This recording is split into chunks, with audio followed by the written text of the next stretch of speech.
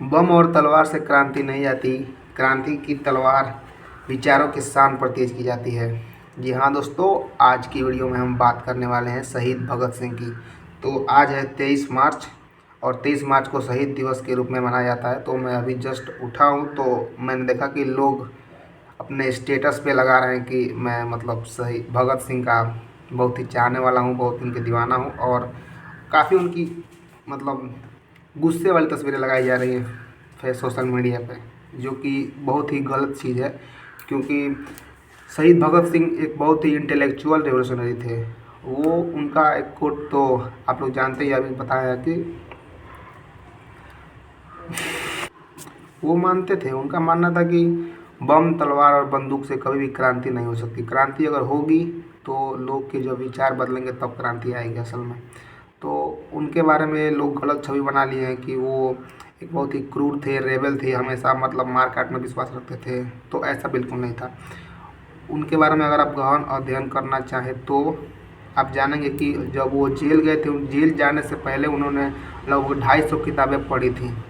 तो ये अपने आप में, इस पर कोई ध्यान नहीं दें, अपने आप में बहुत ही बड़ी बात है कि और जेल में रहते हुए 2 साल के अंदर उन्होंने 300 किताबें ख़त्म कर दी थी। और एक और जो उनका बहुत ही फेमस चीज़ माना जाता है कि उन्हें एक दिन पहले मतलब उनका जो क्या होता है वो फांसी जो उनकी होने वाली थी वो 24 मार्च को होने वाली थी। लेकिन एक दिन पहले ही 23 मार्च को ये आर्डर आ गया कि 23 मार्च को उन लोगों को फांसी दिया जाएगा। क्योंकि अगर 24 मार्च को उनके जो सहयोगी क्रांतिकारी थे वो लोग कहीं दंगा उंगा करके और इनको छुड़ा करके चले जाएंगे। उसके एक दिन पहले इनको 23 मार्च को फांसी दी गई। तो इसमें भी उन्होंने कुछ मतलब बोला नहीं। 23 मार्च को आराम से सुबह 4 बजे तक मतलब ये नहा धो के एकदम रेडी थे और इनका वजन 4 केजी बढ़ गया था। वजन तभी बढ़ता है आदमी अंदर से एकदम खुश हो, डर डर इनके अंदर थोड़ा भी नहीं था। और फांसी होने की कुछ देर पहले भी इनसे अगर पूछा है कि आपकी कोई आखिरी इच्छा, तो इनकी आखिरी इच्छा यही था कि हमारा कुछ पन्ना बचा था जो पढ़ रहे थे ये कोई किताब का, वो पूरा पढ़ ले, उसके बाद इनको फांसी दी जाए। तो इस चीज़ पे लोग कभी बात नहीं करते हैं कि ये मतलब इनकी विचारधाराओं के बारे में कोई बात नहीं करता है। बात करते हैं लोग कि हमेशा वो कहीं बम फेंकते थे, कहीं कहीं कुछ को मारते थे, इस बारे में लोग ज़्यादा बात करते हैं। और तो आज हम बात करेंगे उनके कुछ विचारधाराओं के बारे में कि कैसी उनकी विचारधाराएं थीं। Bhagat Singh Lenin, Karl Marx की विचारधाराओं से बहुत ही ज़्यादा इन्फ्लुएंस थे। क्योंकि उन्हें बहुत ज़्यादा दर्द होता था जब वो देखते थे कि किसानों को मिल्स में, फैक्ट्रीज़ में जो ब्रिटिशर के द्वारा जैसे ट्रीट किया जाता था, जैसे मारा पीटा जाता था, उनकी खाल उधेड़ दी जाती थी। तो इन सबको देख के वो बहुत ही उन्हें दर्द होता था और इन्हीं सब को वो बदलना चाहते थे। उनका मेन उद्देश्य ये था कि एक्सप्लॉयटेशन जो था वो निचले वर्ग के लिए ज़्यादा काम करते थे। क्योंकि उन्हें मतलब उन्होंने अपने एक आर्टिकल में लिखा भी था कि जो गरीब और अमीर, जो गरीब का जो मेन दुश्मन है वो अमीर है। क्योंकि अमीर लोग ही ज़्यादा मतलब शोषण करते हैं गरीबों का, तो वो इसको ख़त्म करना चाहते थे। उनका ये नहीं था कि ब्रिटिशर को हटाओ या कोई किसी को हटाओ। ब्रिटिशर अगर हट भी जाएंगे, वहाँ पे कोई इंडियन भी आ जाएगा तो फिर भी मतलब गरीबों पर अत्याचार वैसे होता ही रहेगा। और अब आज तक भी ख़त्म नहीं हुआ है ये। भले ही ब्रिटिशर चले गए लेकिन गरीबों पर अत्याचार जो हो रहा था वो अभी हो ही रहा है। तो इसको वो बदलना चाहते थे, लेकिन उनकी इस विचारधाराओं पर कोई बात नहीं किया। और उन्होंने अपने एक आर्टिकल में बहुत ही अच्छे तरीके से लिखा था कि बहादुर वो है जो दीन दुखियों गरीबों के लिए लड़े, भले ही उसके शरीर का पुर्जा पुर्जा कट क्यों न जाए, लेकिन फिर भी वो मैदान को छोड़कर ना भागे। इस विचारधारा को लेकर चलते थे कि वो सिर्फ गरीबों के लिए ही। क्योंकि exploitation is exploitation, whatever exploitation is exploitation, whoever may do it.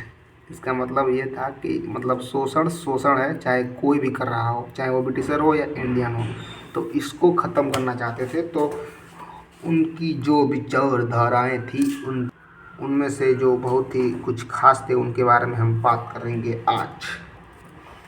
उनकी जो रिवोल्यूशनरी पार्टी थी उसका नाम था हिंदुस्तान रिपब्लिकन एसोसिएशन, जिसमें वो काम करते थे और जिसके द्वारा वो देश को बदलने चले थे। और उनके काफ़ी सारे भड़काऊ नहीं कहेंगे, अच्छे नारे भी थे जो मतलब काफ़ी फेमस हुए। उनका जो मेन नारा था वो था इनकलाब जिंदाबाद का, और workers of the world unite. इसमें भी उन्होंने यही कहा है कि पूरे दुनिया के जो लेबर्स है, वर्कर्स है, वो जब यूनाइट होंगे तभी किसी देश को आज़ादी मिलेगी या कोई देश अच्छे ढंग से काम करेगा। और उन्होंने बहुत ही अच्छे तरीके से एक आर्टिकल में अपने लिखा था कि वसुदेव कुटुंबकम, इस पर उन्होंने बहुत ही ज़्यादा फोकस किया था, क्योंकि उनके हिसाब से the world is all one family. उनके हिसाब से ये था कि मतलब वो सारी दुनिया एक घर के बराबर है, तो ज़्यादा मार काट होना ज़रूरी नहीं है। क्योंकि उस समय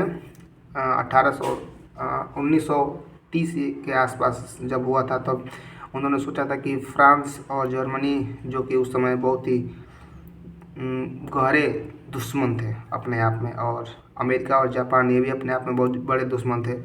अभी जो हम इंडिया पाकिस्तान देख रहे हैं, इससे तो काफ़ी गहरी दुश्मनी उन लोगों में थी, लेकिन उसके बाद आज देखिए फ्रांस और जर्मनी अपने आप में ट्रेड करते हैं, ज़्यादा दुश्मनी नहीं है। तो इसको उन्होंने पहले ही लिख दिया था कि अगर फ्रांस और जर्मनी, अमेरिका और जापान ये दोनों अगर दोस्त बन सकते हैं तो भारत पाकिस्तान में बन सकता है। तो इस पर उनका ये नहीं था कि पाकिस्तान अलग है तो उसको मार दिया जाए या मतलब उनके लोगों को शोषण किया जाए, ये सब वो नहीं सोचते थे।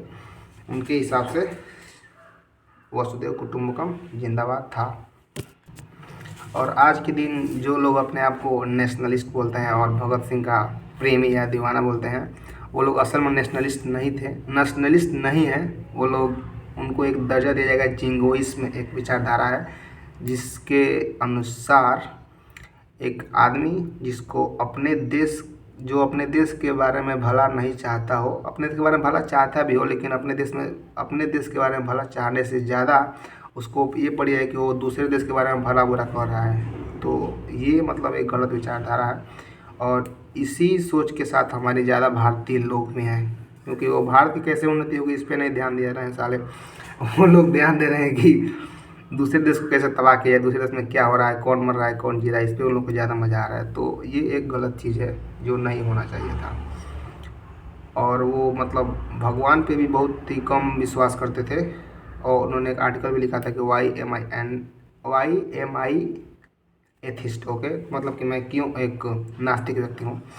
तो उन्होंने अपने आर्टिकल में बताया भी था कि अगर उनके अनुसार अगर भगवान ने सारी दुनिया को बनाई है तो वो इतना क्रूरता, इतना लोगों पे अत्याचार अगर भगवान ने बनाई होती तो इतना गलत क्यों बनाते भगवान? भाई सबको अच्छा बनाए होते।